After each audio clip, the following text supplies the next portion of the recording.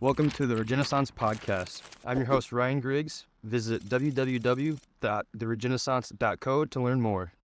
Hello, everyone. My name is Ryan Griggs. I'm the host of the Regenaissance Podcast. And alongside me today is Jack Zwart, also known as Rust Belt Kid from Twitter. Thank you for joining me. Hey, thanks, Ryan. Appreciate it. So this is the cool aspect of using Twitter is I'm starting to find my way into just like the agriculture side of X/Twitter. And that's where I found you because you share a lot of awesome historical pieces with manufacturing, but then also agriculture. And then that's what really drew me in. So I guess before, diving into that side of things, would just love to hear, because I know before we started this, talking about how your grandpa was a farmer, and just wanted to bring it back to that and your experience with all of that growing up. Yeah, so sure. I grew up on, I guess you would call it a hobby farm in northern Illinois, about an hour and a half outside of Chicago. We didn't, a hobby farm wasn't really a phrase back then, but me and my brother raised hogs for 4-H, the county fair. My grandpa actually started his life in Iowa. He was very poor. At some point in his teenage years, he moved to Illinois. He always kind of wanted to be a farmer, but he was, like I mentioned, extremely poor. He was just a maintenance man at a factory. And I think we might talk about the farm crisis a little bit later, but he actually kind of used the farm crisis as a way to get into farming. When a lot of people were getting out, he found a way in using his day job at the factory to provide the money to get started. And he grew a small operation on probably some of the best farmland in the world. McHenry County, Illinois is about an hour outside of Chicago, some of the best black dirt anywhere in the world. And You said black dirt? yeah, it's just like literally, like very black, but it's very fertile there. But he still did it on the side. He grew it to a few hundred acres. He did some corn and beans, but also he kind of got into the specialty hay market for the wealthy people in Chicago for their horses, right? All the wealthy people had horses boarded up, 45 minutes, an hour outside of town. And my grandfather was providing hay for them. My dad and my uncle did not want to farm.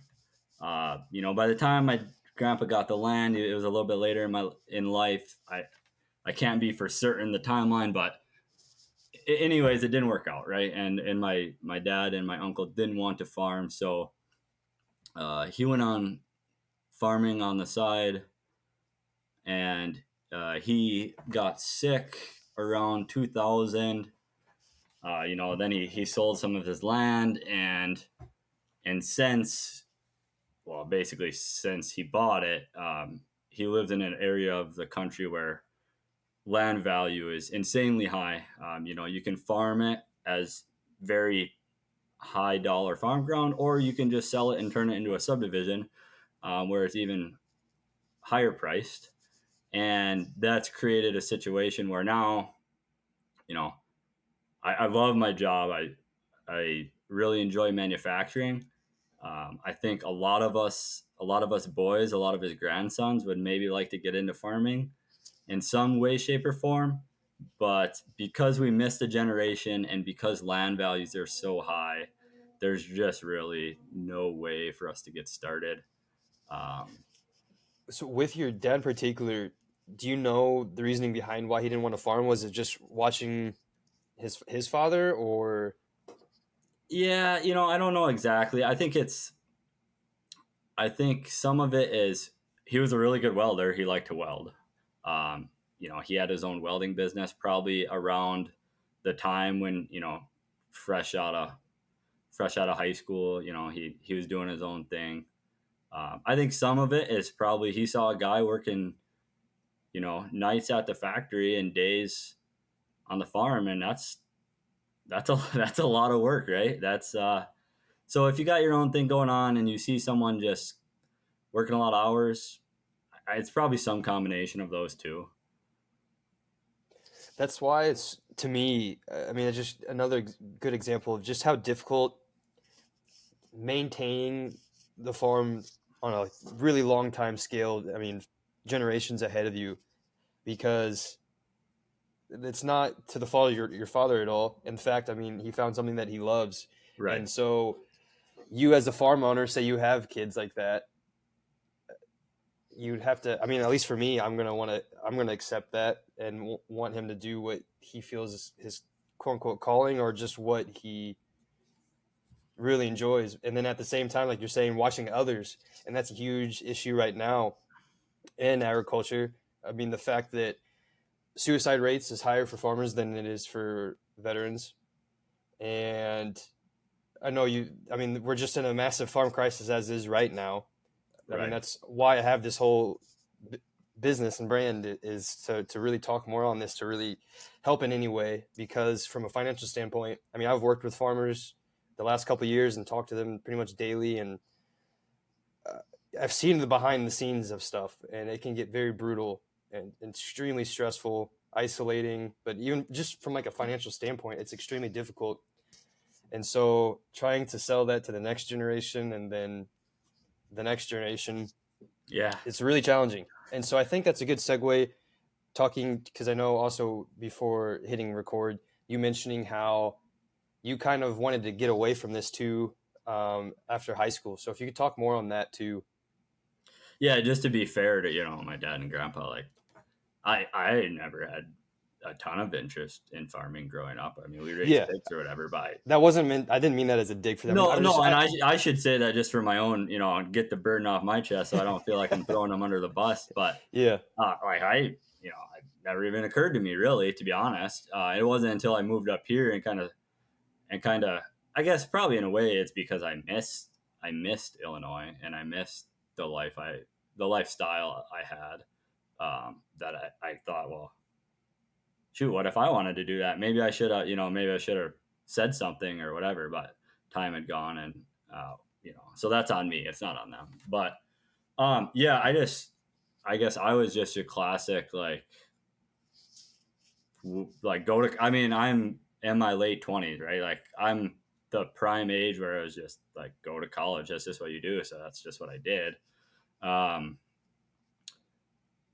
I went to college in the Upper Peninsula. I went to Michigan Tech, and it was great. I actually got a job in natural resources. I was a consulting forester. There's a lot of timberland up here. And so I was a consultant for private landowners. Um, and then my wife got pregnant. We were starting to have kids. The consulting forester gig was great. I didn't get paid a whole lot of money. So then I'm like, well, I got to find a real job. I did it. I did a few things for like a couple months, and then finally, I settled in at the factory I'm at now. I've been working there for about 5 years ish. So yeah, I work at a factory. That's my day job. And then I guess I don't know how exactly you want to transition this, but at some point in the last couple of years, we've always been like trying to grow a garden. We've had animals. We just live at the edge of town, and it was like constantly. I think as part of it was missing Illinois. Part of it was, I'll admit, my wife is like a fitness freak, and just the overall health movement that probably almost every one of your listeners is partaking in. We wanted better food. We wanted to stay healthy, and on top of it, I probably, missed like that rural Illinois farming lifestyle. And so I'm just like, got to realizing, all right, I miss that. I want to farm. And we're in the Upper Peninsula, so it's not like prime growing land, but I just couldn't kick that thought in my brain. I'm like, somehow I need to get back to farming, even if it's part-time or what have you. And my wife has been, one, on board, and two, very supportive. She wants healthy food just as much as anyone. She wants real food and a good lifestyle for our kids. And we actually, so there's a lot of things we can't do because of where we're at, right? And so it was actually kind of easy deciding what to do because there's so many things that we're constrained with environmentally. So Can you give, I guess, elaborate more on just what certain things you can't do? yeah. So um, we're in the Upper Peninsula, and for anyone that might not know this, we get a ton. The Upper Peninsula, specifically the Keweenaw Peninsula, which is a peninsula on a peninsula, um, gets a ton of lake effect snow off Lake Superior. Okay, so the temperatures aren't actually the problem. I mean, we're in Upper Great Lakes, right? It's not warm here, but the temperature. It's not like North Dakota though, right? It's not even like Minnesota. The problem is you get so much snow. So I think we average like 220 inches of snow a year. So just for reference, Buffalo, New York, which is like the snow, what people think of, they get about 120 inches. So we get about what they get plus another 100 inches on top of that. So what that means is, yeah, you get snow early, but the bigger constraint we have is like this time of year, actually, Ryan. Like it's March, and I still got multiple feet of snow on the ground. You waste so much daylight and so much time on a calendar melting the snow away at the end of the year. And what you end up with is you only end up with about 90 frost-free days Wow. or prime growing days every year. Um, so you get pretty constrained on what you can grow. If you're trying to grow some kind of protein, then you're feeding a lot of hay. I There's a kind of, I don't know how into the cattle movement you are, but there's some great podcasts out there, and one of the big things in the regenerative world right now is you can push animals, right? Like cattle, bison, whatever, like they were made to eat grass all year. They didn't have anyone bringing them hay, and it's to. So I guess what I'm trying to say is the push right now is to cut hay, and I totally get that and think that's for 99% of the U.S. good advice.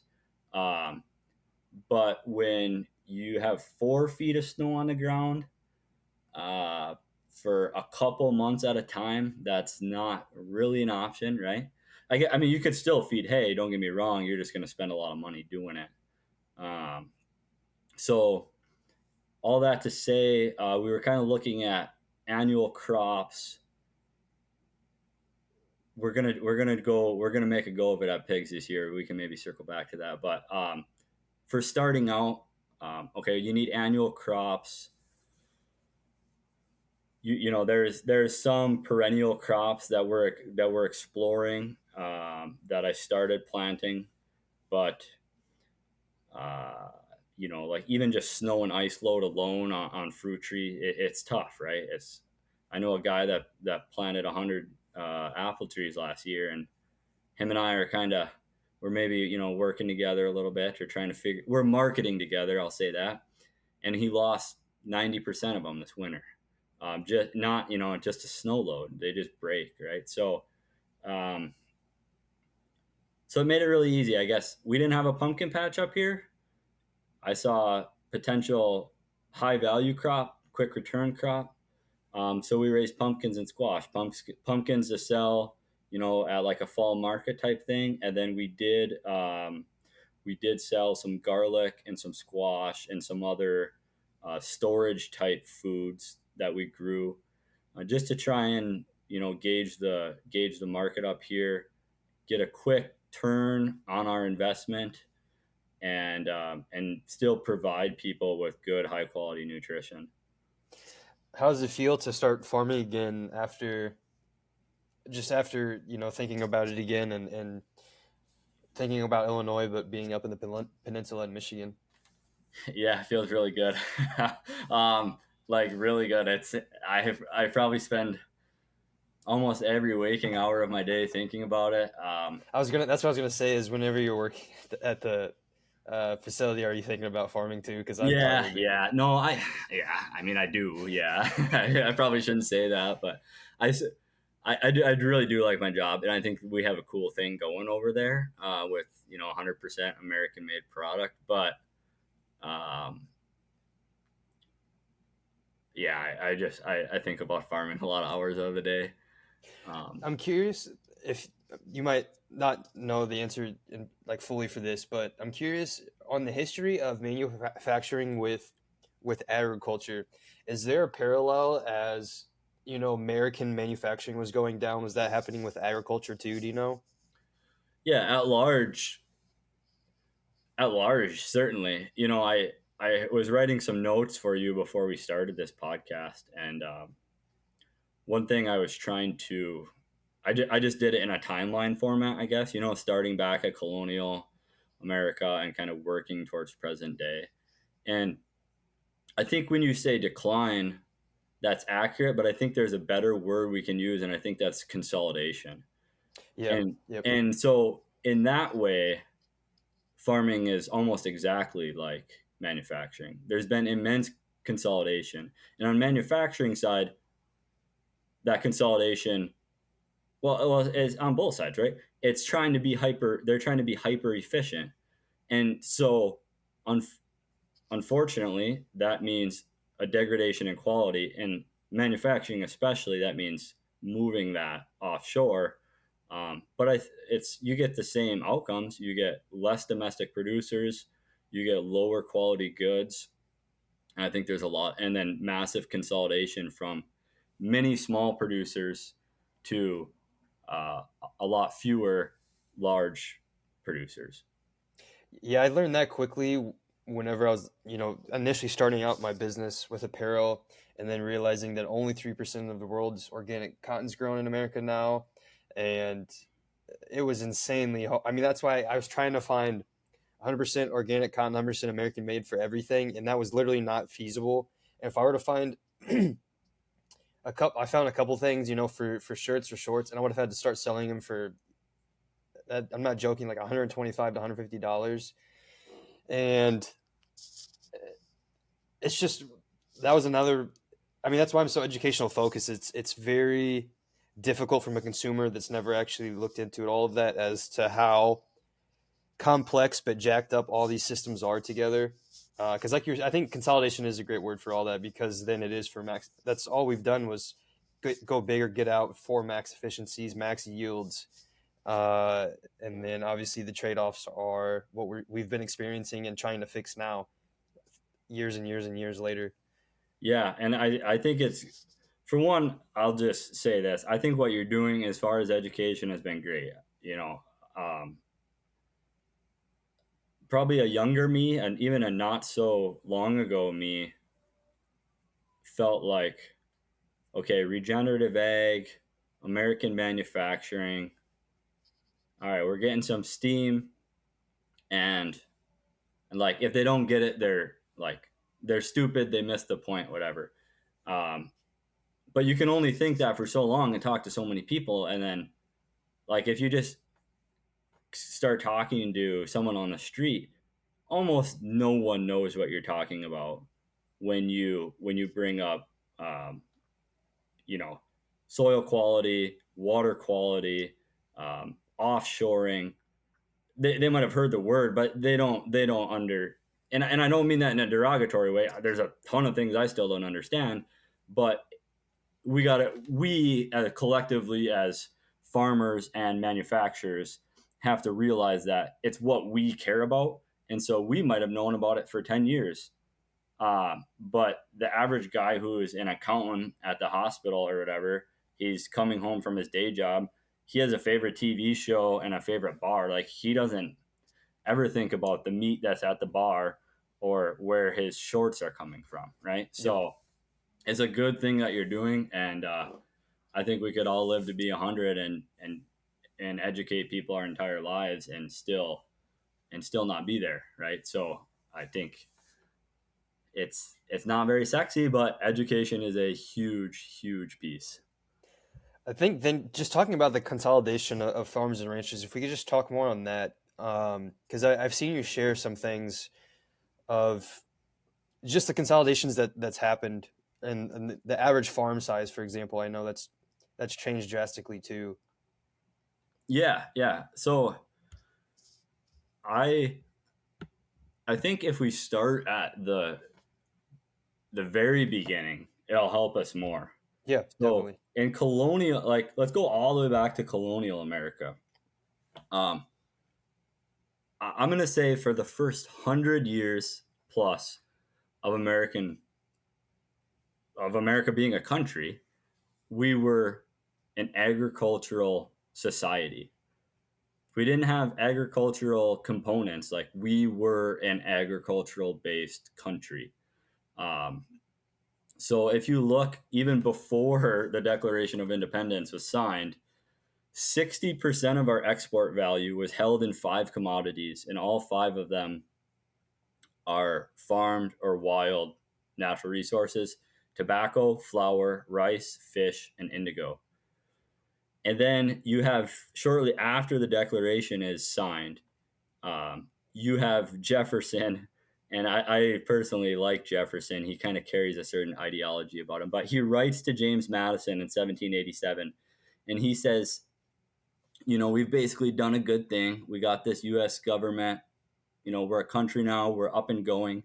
And he writes to Madison, the U.S. government shall remain virtuous for many centuries so long as the nation is agricultural. So he sees the nation's virtue being tied to the production of food and fiber. And, he kind That's of so cool. famously had a spout with Hamilton. Hamilton was more of an industrialist and a financier type. And Jefferson is basically saying here, like, if we go down that road, he doesn't even see he sees that split as being what defines a country as good or bad, which is interesting. And maybe I don't agree with it exactly, but that's how strongly he felt about America being an agricultural nation. And then it wasn't until after the Civil War, the decade between 1880 and 1890 was the first generation that there were less farmers than there were all other occupations.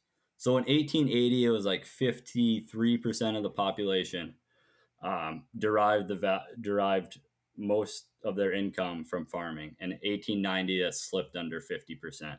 So you have about 120 years, 110, 120 years of more than half your population being farmers. Yeah, so then you really, I'm not going to get political, but people's there's a camp of people that say the Civil War was not about slavery, and whether they're right or wrong, we certainly started industrializing much more after the American Civil War. The South and the Southern ideology was heavily agricultural, and when the South fell, in some ways, the idea that America was agricultural also fell, and we immediately start industrializing at a rapid pace. Okay, and this is kind of like classic, like high school, middle school history stuff. So I don't need to get into all the details. But rapid industrialization through the 20s, and then we have the Great Depression. Okay, so I didn't know this until I was doing some research for your podcast. In 1929, in 1 year, livestock prices fell 75%. So think about what that does to the wealth. In America, was an expanding country, right? We don't even have all of our states yet at this point in time. The Even the Midwest, to some extent, was still a frontier. There were so many immigrants, and so much of your populace was bottled up on the East Coast and spreading west.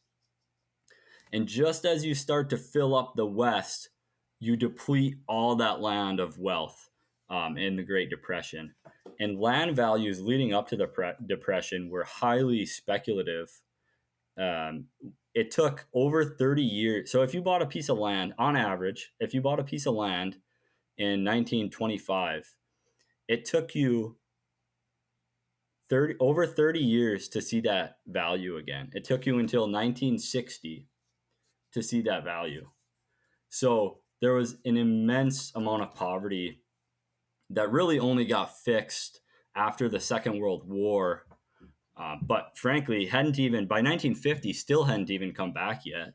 But we didn't see land values return to their 1920 price until the 1960 farm census. And I'm doing a lot of these statistics in 10-year intervals, just because there's a survey called a farm census that happens every 10 years. So I personally have some hunches, and I don't have any statistics or anything like that to back me up here, but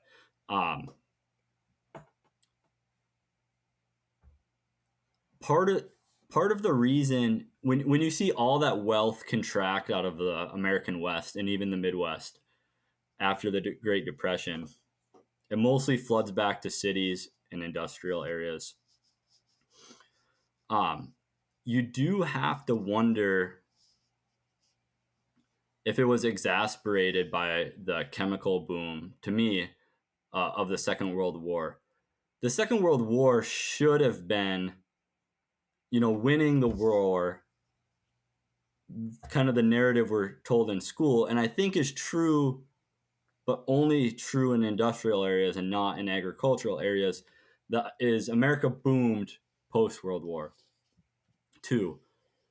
And I think it did boom, but I don't think it boomed quite in the way of rural America because of things like chemical fertilizers. Yes, you did see a minor bump in land values coming out of the war, but you literally had hundreds of thousands of people that were men stationed overseas that needed something to do when they got back home. But you never saw farm employment rise. You only saw farm employment go down. So between mechanization and frankly nitrogen fertilizer and herbicide, there wasn't when those people came back, there was not the demand for labor like there was when they left for the war. So you still don't even get a full recovery, but you get a long, slow, drawn out recovery where incomes rise, but you have far less people on the landscape. I'm just rambling on here, so No, you can this is stop. great. You This can is all. stop me at any point if you want to. Well, the only thing I want to add is always the interesting part whenever you talk about the rapid industrialization, talking on raw milk specifically. I'm wearing a Make Milk Raw Again hat. That is what's so funny. I always find so funny, but infuriating is the folks that always bring up the comments of how in the 1800s children were dying a lot from milk, which is true. They forget to leave out all of the context, or they leave out all of the context. The fact that it was a rapid industrialization to where horse and buggy, horse poop literally everywhere, no sanitation, no refrigeration, and then on top of quote unquote swill milk, to where they were selling literal pus blue filled milk that they got from sick cows. So of course, whenever you're going to feed that in an already unsanitary kind of gross environment, which was the cities, of course that's going to cause fatalities. To me, that's also why a lot of folks were passing away from COVID in America whenever it started, was the fact that America is a very, very, very unhealthy nation. But it's rural America at the time was fine with raw milk, and same for today. And that's why I'm glad that conversation is really starting to come back, because online, if you write anything about it, you're essentially just tossing a bomb to see explode, because there'll be a lot of people that are for it, and then there will be just as many, if not more, that will just go batshit insane and will just yell at you. And it's just crazy to see that's how well the government institutions lied to us about all of that. And I don't want to say I mean, I will say that it's on purpose, but at the same time, it's also ignorance from a lot of those folks too, because to me, they've never actually looked into the research of it all. Because you can actually go find old New York Times articles at the time, and it's all out there. And so, I don't know. I'm glad you brought that up because it's always funny, but again, infuriating that's what happens with the topic of raw milk. Yeah, well, and you probably know more about this than me, so you can kind of comment here. But to my understanding, it was uh, pasteurization was self-imposed. So basically, like you alluded to, there was no refrigeration. Um, Definitely in transport, there might have been like ice chest or whatever at the house, but there was no refrigeration in transport, so you couldn't get you know milk from Wisconsin to down to Indianapolis or whatever. And so milk had to come from a tight circle, right? And I've even seen pictures from way up here where we live. We live in a copper mining area, so there was people in towns and what have you up here, but we're 4 hours from Green Bay, so you can't. And in a modern car in a modern interstate, right? You're a day's drive from Green Bay, probably in their time, actually probably much longer. In fact, horse and buggy are probably many days. And so what did they do? Well, they had to keep. They still had milk. They were keeping cows, and this is the photo I've seen. So little mining town, just wood, classic what you think of, little wooden houses stacked on top of each other, in the middle of a forest, where it snows for 2/3 of the year, and when it's not snowing, it's muddy out because there's so much moisture, and you have towns or cows cooped up in town, in these muddy lots, and that's the milk that miners are drinking. So, Yep. to my understanding, whether it was Chicago or New York, I'm not sure where it was, but they recognized this, that they had basically cows in the inner city pinned in extremely unsanitary conditions, and It they was in it realized, was well, if we're going to them, it was unsolvable to fix the milk quality issue, so they could just homogenize or pasteurize it, and some of the bacteria would go away. And they yeah. basically volunteered to do so, right? Because they knew, they weren't going to not keep cows in town. So there was a lot of pushback. So there was lobbyists at the time too, because this was happening in New York City with what you were saying. It was with whiskey distilleries because after the War of 1812 ended, so did our relationship with British and their whiskey, and so we started. I think they had 5 to 7,000 whiskey distilleries prop up, but then there's so many that they're struggling to make business, essentially make profit, and so they're trying to find ways to add to the business. And so what they would do was they had these cows attached to the just closed confinement behind their spot, and just a really small little room that was just concrete brick or whatever, didn't see the light of day. They would be so sick that they would hold them in like hand or holsters or hanisters. There's pictures of that to where they're still just milking them, and then they would feed them the leftover nasty distillery grains just to fatten them up, but then up the production of the milk as much as possible to help feed the growing population. And so that's where swill milk came to be, and that's why it was literally blue pus filled milk, and they would sell that to the area, and so folks would drink that, and of course you're gonna get sick from that. Right. But then, um, yeah, just the last thing to note with all of that, because I don't remember the name. I need to go back and find that article because there was one guy who was speaking out for it all, and the lobbyists were pretty much able to just reign power over him. Because that was just so fascinating. I was able to find that in New York. It was literally New York Times. So it's just interesting that a lot of the things that we're doing now happened then too.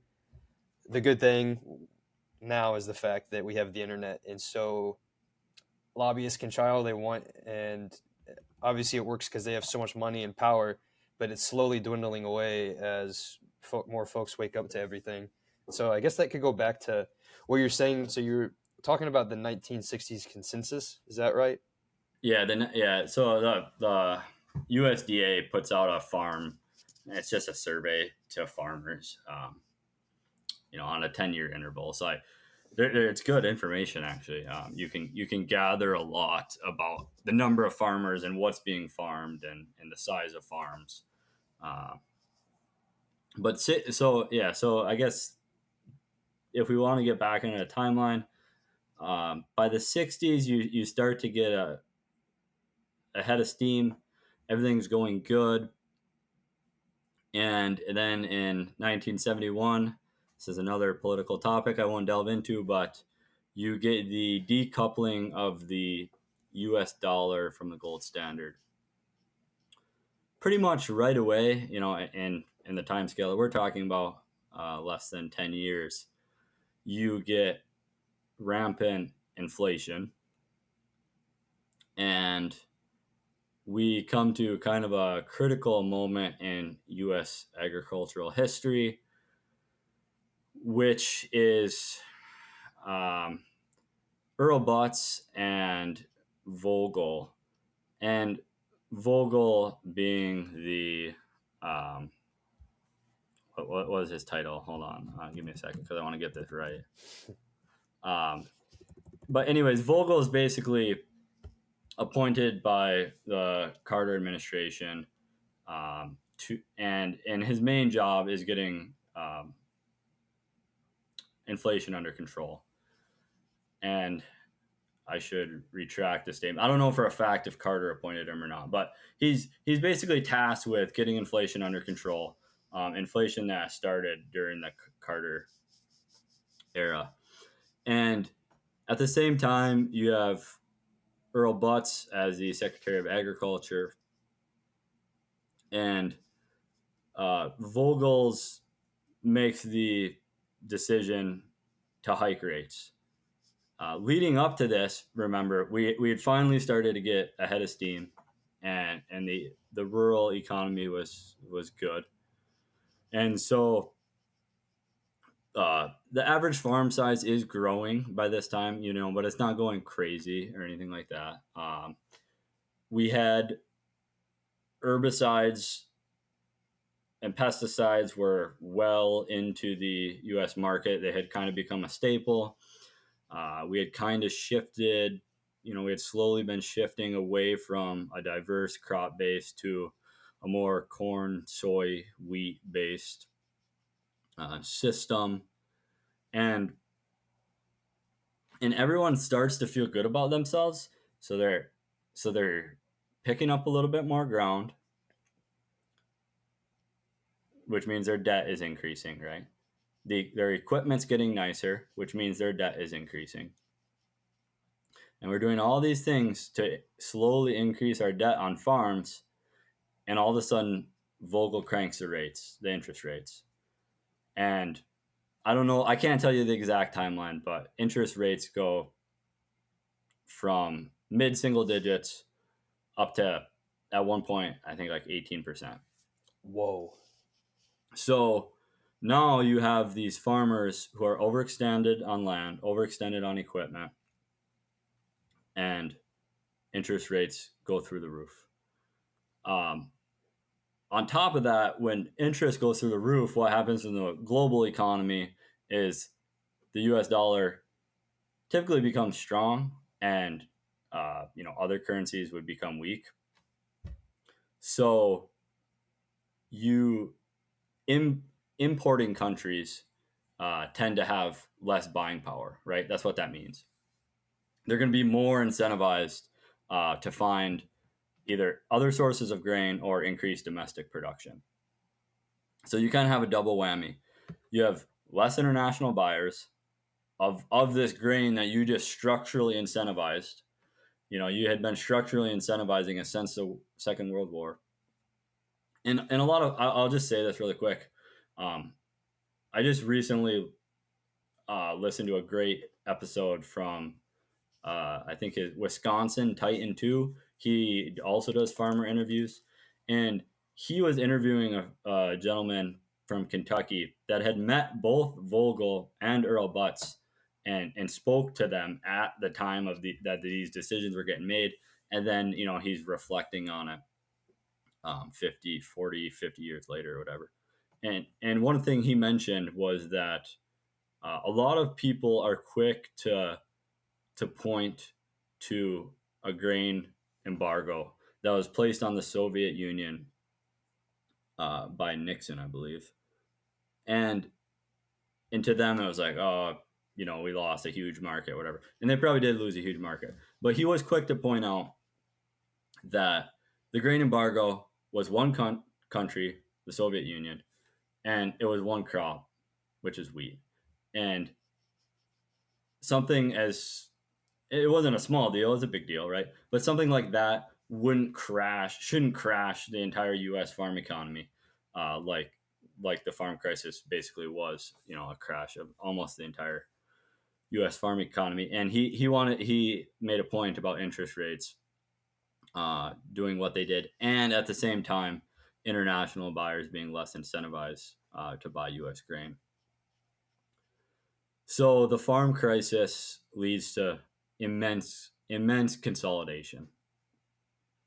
You lose in that generation. I guess I maybe should have got a stat for you. Unfortunately, I didn't. But you lose a lot of these small to medium sized farms. Almost everyone was a small to medium. It made some big farms. Don't get me wrong. There are some people that if you didn't have debt, you were in a good spot, right? Because farms were selling for pennies on the dollar. But you do lose a massive number of farmers in the United States, which is very unfortunate. And a lot of them, I won't say no fault of their own, because debt is always a choice. But at the same time, you can't deny that leading up to that point in time, there was structural incentive to grow corn, to grow beans. There is structural incentive to pick up acres. It wasn't an irrational, decision for someone to buy more land to grow corn and beans. It was totally leading up to that point. It was a totally normal thing to do. So I And want to add before you go on to that, because that's such a great point of the incentives you can't fault. So going back to the Dust Bowl, if you look at the couple acts, the Homestead Act and I think it was the Kincaid Act that were passed, to where, I mean, if you envision yourself in the early 1900s, really poor, and you hear about this opportunity, if you head out west and you go out there, you can get, I think it was 150 to 160 acres to farm.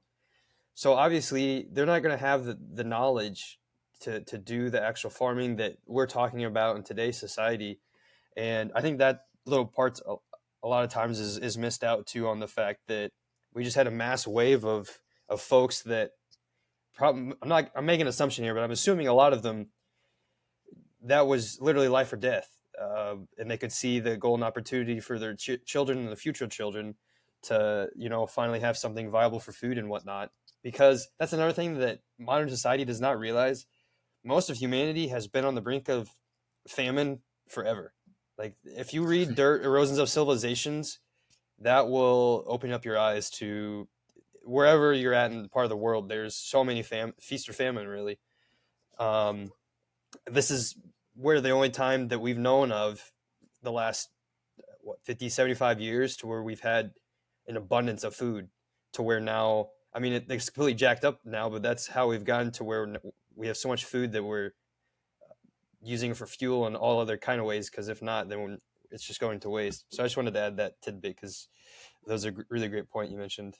no, that's an excellent addition. I actually kind of skipped over the Dust Bowl, so I appreciate you bringing that back in, and that's a great point. There's a lot of things that happen in the world that aren't right or wrong or black and white. They just are, right. And exactly what you said, right. You can't fault dirt floor poor people that lived in Appalachia from wanting to try their hand at 160 acres in the American West. Like, you can't fault somebody for that.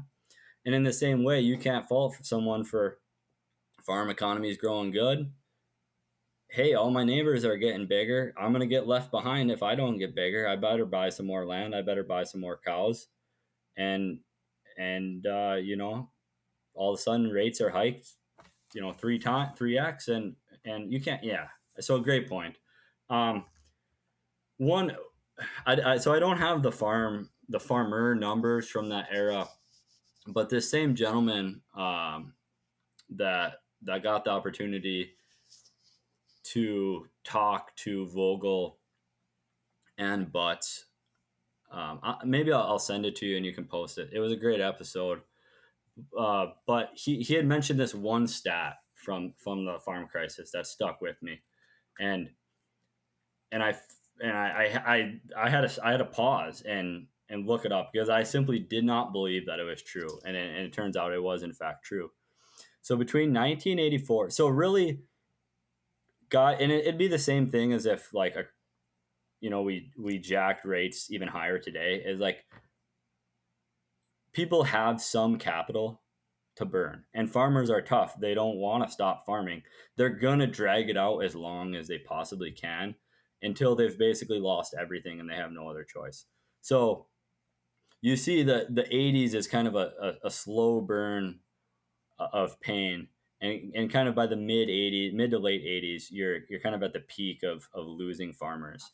But get a load of this stat that he'd mentioned during his interview. He said between 1984 in 1998, there was not a single day where hogs, on average, were sold at a loss. So if you look at the input costs of corn and soybean meal, which, if we're being blatantly honest with one another, is what most hogs are fed, and you compare that to the market price of hogs, there was not a single day in a 14-year period when hogs were sold at a loss. However, during those same 14 years, the US lost 75% of its pork producers. Why would that be? Well, I consulted two different people on this question, and they had two really good explanations for me. One of which is still a hog farmer, is regenerative in Iowa, and I should share his contact information with you. But his argument was, well, and his dad lived through this, and his dad at one point in time quit feeding any mineral supplements, any protein, and just fed the pigs corn. And we might say that's cruel or whatever, but that's what he had to do to get through, and that's what saved him. And his explanation was like, you have a rampant commercialization of farming across all sectors, in every way, shape, or form. There's more inputs than ever, yada yada. And hog farming was not a glorious game, okay? And so at the same time we have confinement barns come onto the scenes, and that's what the guy that was in the interview, his explanation was, hog confinement barns are coming on the scene. And you have, because remember, before this, the vast majority of the hogs in the US were growing on either dirt lots outdoors or pasture. Okay, there was very few indoor hog operations before 1980. But in 1980, you start to get these confinement barns popping up, and they cost a lot of money, right? When you're used to growing hogs in a little wooden hutch, a confinement barn is like insane amount of money that you may or may not get approved at the bank for. And if you do get approved for it, you're going to spend the next 20 years of your life putting every penny you ever earn towards the hog barn. So they're demoralized, right? Like, oh, I heard Jimmy down the road is putting up a barn. How am I ever going to compete with that, right? It'd be better for me to cut my losses and get out of the game, because we did. We took pork prices from like 60 cents a pound down to 7. And that's, so hog barns did exactly what they were supposed to do. They cut the price of meat drastically. And if you're a traditional producer trying to compete against a barn, yeah, you can understand why you're going to get out of the game. It was a lot of work, and people did not want the headache for a game they felt like they couldn't win. And that's why during that time period, there's no days when hogs were ever sold at a loss, and yet you still have 75% of producers exit the industry. And unfortunately, those were a lot of, what we would consider by today's standards, maybe not regenerative, but at least better, right? They were raised on dirt lots, or they were raised in alfalfa pasture. They had access to the outdoors, whatever. And when hog barns were new, I mean, they still they still are. They're not a threat now, but it was the unknown, and it was a very expensive unknown, and a lot of people just didn't want to compete. And so you lost 75% of your hog producers in a 14-year period. Um, we can stop there for a little. I think from the farm crisis on, you've basically, you haven't seen a whole lot change. You've seen immense technological improvements, but besides consolidation, what has it led to? Really, it certainly hasn't led to higher farm income. It certainly hasn't led to a higher farm population. There's fewer farmers than ever. Um, More technology, more chemicals, and all that technology and chemicals pays somebody else that's not the farmer. Yep. You lose more people in rural America, and I think it's really more of the same since the farm crisis. I'm sure someone more nuanced might have something to add, but to me, it's kind of one big, long, drawn out consolidation. It's interesting too, just hearing you talk about this whole process, just how long things take to see the results too, because that's what I don't think folks are really realize are gonna they're gonna be forced to realize through these 4 years is with the whole Maha initiative and everything, they're trying to make a lot of changes for a lot of stuff, and that's going to be a lot of short term pains that most are not aware of at all, and just got to be really patient because, like you were just describing, if we're going to try to change this food system at all, making it a viable option for already established farmers, but also making it a viable option for newcomers, if we want to actually improve the soil quality that we've degraded over time to where we had the best farmland in the world, if we also want to take away all the toxic products that we use towards our food and animals, if we want to take out the toxic stuff that's actually in the feed for animals, if we want to actually have this more decentralized to where all of the mega corporations that pretty much own the industry of agriculture, it's going to require a lot of painful changes and time and patience to where we might not even see a lot of the full effects until we have our own kids of our own. And Yeah, so, if not longer, right? yeah. And so that's why it's great that people are becoming aware, but there's just so much education that needs to be had with their food system because they still don't understand at all how fragile our system is. But also the fact I've mentioned on previous podcasts, just the fact that one example of if we want to have grass-fed, finished, regeneratively raised beef for tallow, for example, we have nowhere near the inventory we need. On top of, if we want to actually have that inventory, say overnight we add 500,000 cows for grass-fed and finished beef. Well, we're going to have to wait 2 years for that. On top of, we're going to need the people to actually help steward all of that. And so that's why on all of my posts, my ending comment always ends up being shaking the hand that feeds you, because that's the best way to actually see how farming can be. That's the best way to actually support your American farmers and ranchers, especially for the ones that are, yeah, I'm just going to end it that to actually support that. But then also third, if you want to have the best quality food for yourself, for your families, and for your neighbors, that's your best bet, because obviously going to the grocery store, looking at an ingredients list, one, there's going to be ingredients that you don't even recognize, and two, you don't even know if it's real or not, because going back to just labeling laws with American made beef or whatever, some of that's imported from you have no idea where.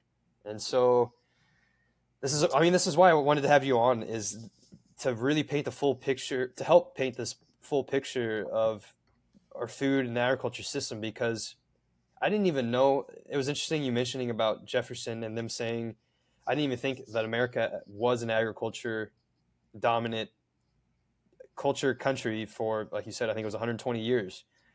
And I don't think we're ever going to get back to having 50%, I'm not going to say nor do I believe we should, because I believe you should be able to do what you want to do with your profession. But where we're at as it stands, it's just not. It's obviously not where we need to be. And lastly, there's so many people out there who I know for a fact that if they actually started farming or ranching, they would be way more fulfilled than anything they've ever done in their life. Yeah, I I mean, excellent. I couldn't have said any better myself. I know. I think that was excellent. I think one thing, and I try to be I try to be careful. If I had to criticize myself for a minute, I think there's a lot of people that are justified in a critique of all the nostalgia, we'll call it. And that's like, well, we don't live in the past, right? You can't even recreate the conditions of the past. So, like, simmer down on the nostalgia, I guess. And I have to remind myself that also. But, but, um, there is a lot to be learned from the past. And in an age of everyone, gets their uh, they don't even get their news from their phones. They get everything, right? They get their relationships from their phones. How much wisdom is lost every day is frankly scary. And I think the more you can, you're not doing it for the sake of nostalgia. You're doing it for the sake of learning. And I just give you one example of that. I'm kind of getting fixated on hogs here a little bit, and that's probably my bad because No, no, it's that's totally kind of okay. an endeavor I'm taking on this year. Um, but so one example of that is uh, a guy by the name of AJ Lovejoy was a very famous livestock breeder from the area where I grew up, and he was credited with intro, not saving, but like bringing the Berkshire breed, which is it's not a Magnolita that I know you had Keenan on here, right? It's not a Magnolita, but it's probably the most widely sought after normal breed. Sorry, Keenan, right? Normal breed of pig in America for its meat quality, and he kind of brought that breed to prominence in the U.S. and this was his adult life was basically like 1880 to 1920, let's call it. And so he wrote some books as an adult, and one of his books is titled 40 Years Experience of a Practical Hogman. And if you go through and read that book, written in 1912, the amount of cover cropping, the amount of talk about water quality and meat quality and diverse green feed for pigs, it would be like if you went and gave it at a local, at a state university or whatever today, you'd be considered cutting edge. And we think all these things are cutting it. They're not cutting edge. They're old. They're What really book is old. this again? This is called 40 Years Experience of a Practical Hogman. And it's written in 1912, I believe. Don't quote me on the date, but the bottom line is he had been raising hogs for about 40 years after that point. He was considered one of the best hog breeders and animal husbands, I guess, in the United States. He was kind of like a prominent voice on this is how you should take care of animals. This is what you should feed them. And his first, he says this many, many times uh, throughout the book. But one of his main points is pigs have to have green feed. Pigs should never be fed an all grain diet. And he talks about um, some specific species that they enjoy. But he also talks about using these species as a cover crop in a rotation with your main grain species, such that you can either harvest the grain and then come in and graze pigs on that same acre in the same year. And then so you have the grain to feed to the pig, but they're also getting their green forage requirement at the same time. Or what's I don't know how into the row crop world you are, but there's a practice called interseeding, and it's like all the like really cool trendy guys do it right now. It's like you would plant your rows of corn or beans or wheat or whatever, and then you would maybe plant them a little wider than normal, but not crazy. And then you would use the space in between the row to grow a cover crop. So you don't have all this bare dirt out there at one time. Okay. Well, he talks about interseeding in 1912, and we don't know how to set our planters up to interseed with, $500,000 John Deere planters today, but they figured out in 1912 how to do it. And, and so one of his really interesting points was the dollar return of doing some of these practices. So a practice that he called hogging down was, why spend the money and labor on a harvest when you could just put a fence around the field and turn the pigs into the field? Like, you don't need to go pull the corn out of the field and bring it to your pigs. Let the pigs go get it. And by his estimation, he 3x'd the value a bushel of corn by turning the pigs into the field compared to going fire up your machine, go harvest it, bring it back in the barn, feed it back to them, right? These are ideas that we're not studying history for nostalgia. We're studying ideas because your ancestors had a lot of knowledge in their brains, and there's so much of that that's untapped, probably, that dies every day, and it's a little bit depressing to think about. But these are things that can help put farmers back on the landscape if it means a profitable way for people to get started, where we don't have to go buy all this big fancy equipment, and it just means a better life for the livestock, right? We're not Yeah. just putting them in a pen and feeding them corn and soybean meal. That is the modern pig diet. For anyone that stumbles on this that might not know, the modern pig diet is corn, energy, starch, and they need a little protein too. So then we grind and press soybeans, and we put our soybean meal, it's called, with the corn. That's it, right? Yeah, And that's actually what, when I worked on the farm, that was what it was. But this is also why folks need to really just educate themselves, but also whenever they're talking to their farmers and ranchers, they need to be open minded and hear the full stories. Because, like, for example, the farm I worked on, we mixed our own corn and soy, but that was because that was the trade off of financial for financial reasons. yeah, And so I completely understood that, even though obviously long term I would not want that, but I saw how he worked and how he operated and just how hard it was from a financial standpoint, and I totally am okay with that. yeah, and that's so. I hope this isn't self-centered. I'm going to keep going, but Yeah. so I'm bringing in pigs this year, right? My farm that I was able to purchase was a 20-acre hayfield, right?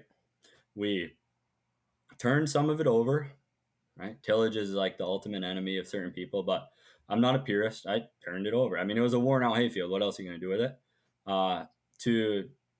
To create an area for my pumpkins that I'm putting in a rotation with a cover crop. I'm going to take the hogs on the rest of those acres, move them around, and the same Iowa farmer I mentioned earlier, I'm working with him to get me corn and soybean meal. That's what I'm going to feed my pigs. However, on top of it, I'm working with a local farmer to get some oats. These are all ideas. I'm not a genius. I stole all these ideas from Lovejoy. Okay, these are all 100-year-old ideas. So his Lovejoy's diet of choice was 2 parts corn, 2 part oats. Oats are basically less. How to put this simply? Um, they're not as high octane as corn, right? They're not as sugary. They're not as sweet. They don't have as much energy, but they have more fiber and they're more slow digesting. So I'm using the corn and soy as my base. I am getting oats from a local farmer, actually, just down the road. Down the road being like 40 minutes, but just down the road. And then so Lovejoy's last component of his ration was they weren't pressing soybeans for soybean oil in 1912. So how did they get protein? Well, the way they got protein was alfalfa. Same thing you feed to cows. Um, alfalfa is extremely high in protein, and he was grinding the alfalfa and mixing it with his corn and oats, so that no matter what time of year it was, even if it were dry, his hogs were getting some green matter, and that green matter is also high in protein. So his ration, for anyone at home that might be taking notes, is 2 parts corn, 2 parts oats, 1 part alfalfa. And obviously, even in Illinois, you can't have pigs outside year round and foraging and whatever. So alfalfa being a component. I interestingly have seen a producer in Canada running a ration suspiciously similar, and he's also feeding whey from his raw milk after he makes cheese and what have you. And he did a video showing some of the meat that came off these hogs, and it is the most unbelievable thing I've ever. I mean, you're familiar with really like deep, rich grass-fed beef. It's Yeah, almost that purple color. yeah. I've never seen in my life a pork be a purple color until I see this producer in Canada. Alfalfa, oats, corn, and skim, or We the actually, I whey. remember, yeah, yeah. I forgot the farm. He added whey into his pig feed too, I believe. Yeah, it's a good way to get protein, and there's between the green matter and the whey, there's something it does to meat quality. I've never seen anything like it. It was amazing. So, I don't know if I can get my hands on whey, but I am going to try and replicate with the oats alfalfa, and we're going to push meat quality as far as it can go, given the constraints we have. So, pretty excited about that. I love that you are like going whenever you said like studying the history of it all. I mean, that just goes back to the conversation of just how modern society views our ancestors of just these dumb people.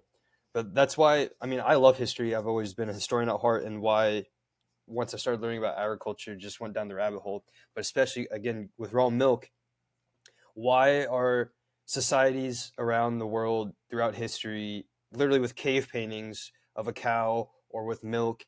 Why did the 1800s the French had a raw milk cure?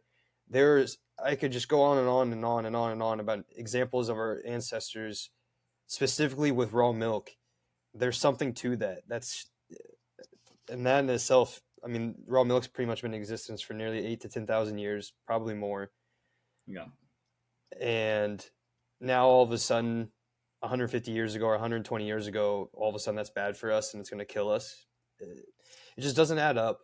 And to me, that's also just the ignorance of society to where they don't actually go do. That's what's always so funny of like trust the science and do the research, but then when I talk to people, they've never actually looked at history at all, and it's just so funny to me. No.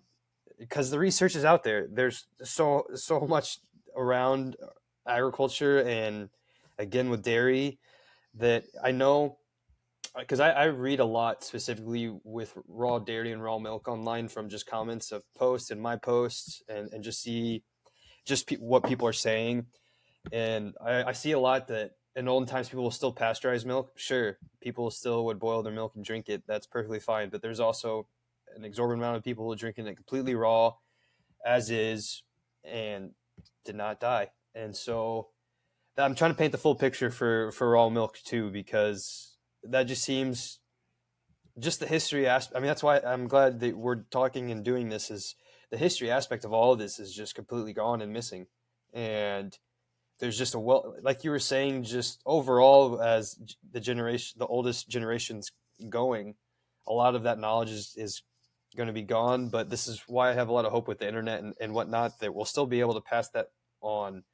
It's more so we're just up against really big players that have money and power and control of social media, the media, online, and obviously the government institutions themselves. Yeah, I think, it's just what you're things like this podcast, any form of education. I love that you finish every post with "Go shake your farmer's hand." I mean, there's no. These are not. Unfortunately, these are not like sexy things, right? But it is the hard way is the good way, and if it means taking time out of your day to go meet your farmer, if it means taking out time out of your day to try and educate someone that might not know where their food comes from, those are the things that probably move the needle the most in the real world.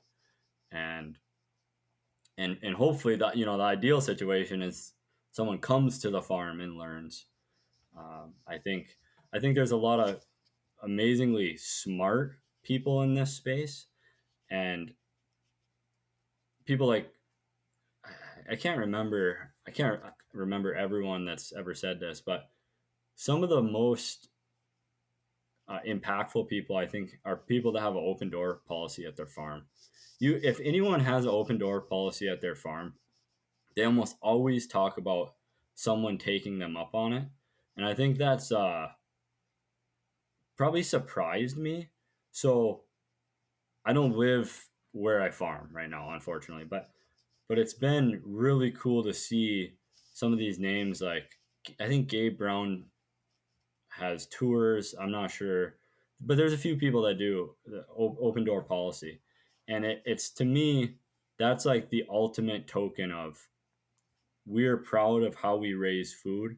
And so that's one of my goals is, hopefully not at 8 at night or something like that, but once I have once I live at the farm and have livestock and plants, and I'm using them in a rotation together, um, any Joe Schmo off the street should be able to walk on my farm, be impressed with the cleanliness, the ecological diversity, and not be turned off by it. Because frankly, we're talking about confinement barns a little bit. Confinement barns probably probably are the reason that the vast majority of people are vegetarian. I mean, I was vegan for 2.5 years, so yeah, I agree. Confinement barns alone have done so much damage to agriculture as a brand. And Yeah, I and guess that's I why. never framed it like that, but I mean, to me, that's also why the biggest problem above all else is we are disconnected from our food. A lot of people associate with all of our food as just factory farm feedlots, and that's the most important part of what you're saying with the open door policy is. So you're being told all these things, X, Y, Z. Cow farts and burps are causing climate change. Raw dairy is going to kill you. This or that. Go to the local farms with open door policy. See for yourself. Talk with them. You'll start noticing just how much cow shit is coming out of the mouths of the media, and it's just insane. That's why, yeah. So I just wanted to add that because I completely agree that, and the media knows that. That's why they latch onto that stuff too. yeah. Is the fact that very manipulative, very good at that. And of course, from a consumer standpoint, yeah, if I were to see that, I mean, that's why I went vegan. I mean, I didn't watch any documentaries, but I read CAFOs. And so to me, I was like so disgusted by that. But I never, like I said before that this call started, I never went to a farm and ranch my whole life. I lived in southern Indiana where there's farmland around everywhere. I thought they were just stupid ass hicks. Could not have been more wrong. And that's because I was so disconnected. And once I worked on a farm and talked to farmers and ranchers and now talk to them every day, it blows my mind how wrong I was all along. And I mean, that's why I'm so passionate, but also just fired up going up against the big players because I see through their BS, but most people can't yet. And I know we're slowly getting to there. It's just going to take time. Yeah, so I'm just going to end at that. Yeah, I appreciated what you said about when the time you worked for that farmer, you started to understand the trade-offs. I think, one of my, I think I told you this before the call started, but like, I'm just getting started. Like, I don't like won't want anyone to think of me as some kind of expert or anything. I'm so far from it. But 1 year in, I already made trade-offs. Do I want to tell? No, but it's a hate. Like, that's the thing, right? Is like, I already had someone ask me, well, is it no-till? I was like, well, no, but it was just grass. Like I can't grow like something from nothing. I have to do, I would have been something to it, right? I would have been curious if you would have asked. I mean, I'm assuming I don't know if that person that asked was a farmer. I would have been interested to ask, why do you think that's important? Because we have such surface level knowledge of all this. This is why I'm so sick of I'm starting to get sick of seeing this on Instagram. Is people will just talk, but then I bet if you asked them what photosynthesis was, they'd have no clue. And so this is why it's great that we're becoming aware, but we need to take a seat back and educate ourselves before we start making all these demands to farmers and ranchers who have already been getting decimated for generations and Yeah. are just doing this backbreaking work and getting severely screwed over by so many different players. And then you have somebody who's never gone to a farm and ranch telling them that they need to do this or that because they saw this online. It's just so ridiculous. And that's, yeah, Yeah. you bring up a great point for all that, because I just remember when I worked on the farm, I worked at the farmers markets, and our corn was about $3 more expensive per ear or pound than the person over. I remember this elderly woman came up to me and was asking just why, and that was great. But you would need to have those conversations all the time, because from a consumer standpoint, yeah, whenever I see, say, a $4 compared to $7 a pound of corn, why would I want to pay $7? Especially whenever I'm just trying to get my food like I have been my whole life, and I I don't know any of that. But once you actually lay out the foundation as to why the farm I worked on did not do a single chemical spray, we did it essentially regeneratively without even saying that, it's going to be costlier to do than the conventional model, to where Yeah. they have less labor, but they can just spray and take care of all of that and then just use the big machines and they're good. Yeah. Yeah. And I guess maybe one thing, if I had to criticize myself, like my first year. So we were open in the fall for like a Friday, Saturday for like 6 weekends or something. And we had people come out and buy pumpkins, and there was garlic and squash and a few other things. And I I'm just like starting out. I have no real, like, I bought a tractor, a $2,000 tractor. It's like 6 years old, right? And I'm using a plow that I borrowed, and I'm like, it, I I really tried my best, and I had to build a barn. I tried my hardest to make it neat and official and all that, right? But when you're starting out, it can't be perfect. It's not gonna be. And if you let the idea of it has to be perfect right away uh, get in your way, you're just never gonna start. And actually, my wife has been amazing about that. I'm kind of always worried about, like, well, I would want this to be a little bit better or that to be a little bit better, and she's like, well, then you're never gonna start, right? You're never gonna is that because then you're just always gonna want the next thing to be a little bit better, and you're just never gonna get started in the first place, right? And so I got Yeah. my wife to thank for that. But I will say, so I didn't even have a planter, right? Like, I planted thousands of pumpkin seeds by hand, and the next week it rained for a week straight, and my field flooded, and I lost probably half my crop, and I was like pretty bummed out about it. And the good news is we had a lot of people show up, and I didn't have enough pumpkins, right? Or I could kind of see that I wasn't going to have enough pumpkins, right? Maybe for 1 or 2 weekends, but I knew I wasn't going to have enough for 6 weekends or whatever. So I made the decision to use a guy I met on Twitter. He grows pumpkins. I bought some in. Uh, I've just felt like that was a business decision to make. I wasn't going to tell people I was going to be open for 6 weeks and whatever, right? So I did that, and people ask me, "Oh, do you grow these here?" Yep, look right over there in that field. But I was honest with them. Yeah, I bought some in, right? And 9 out of 10 people were just like, "Oh, yeah, cool, whatever." They don't care, right? They're just there to buy a pumpkin to carve. But some people are, "Oh, you didn't grow this?" Well, like, they took real offense to that.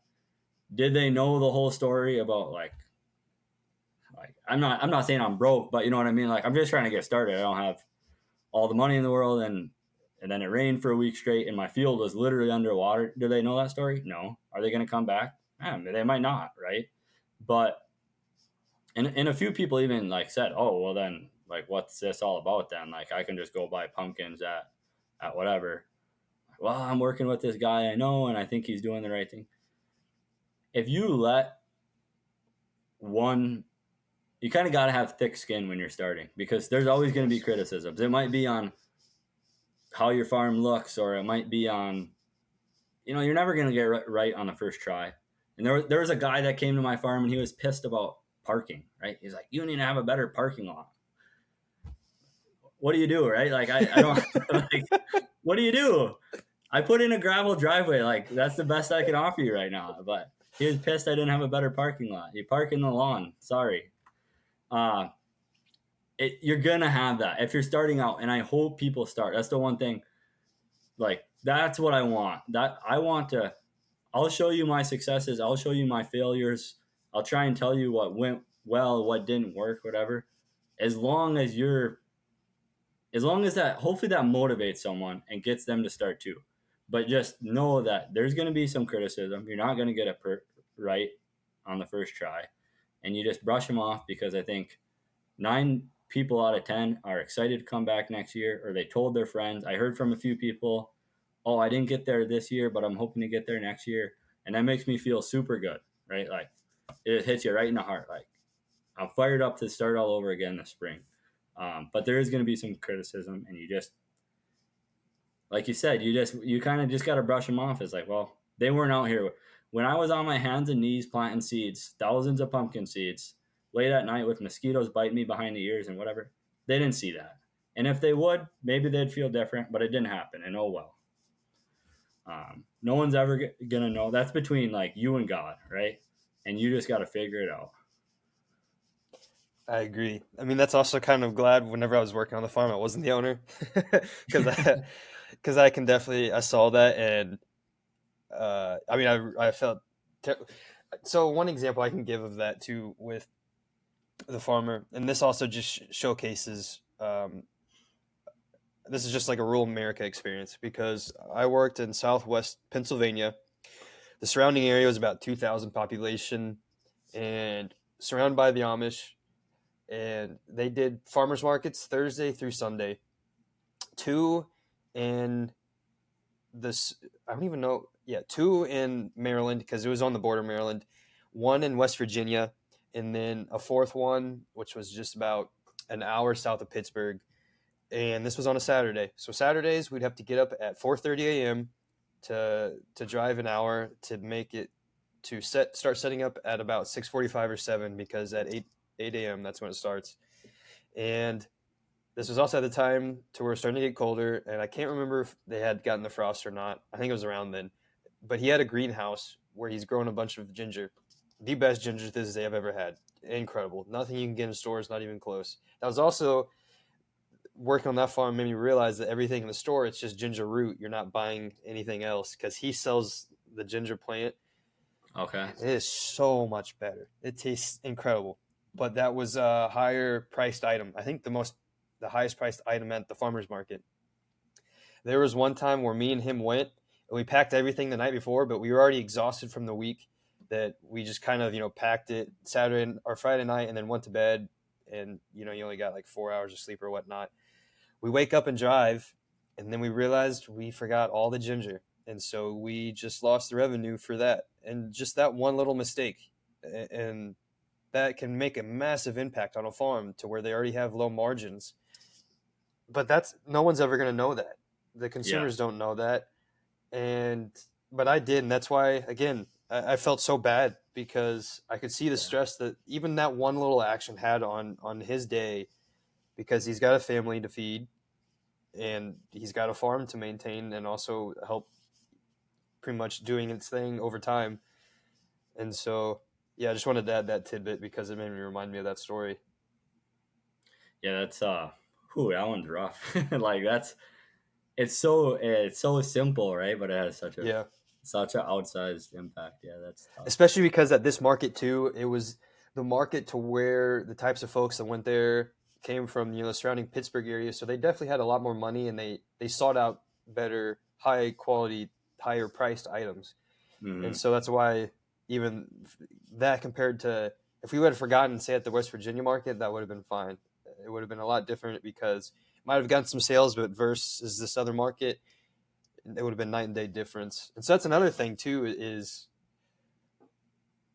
just depending on where you're at, from your area and the types of people that will buy or might not buy. It's just all over the place, and especially when you're starting out, it is a good advice that you definitely have to have thick skin.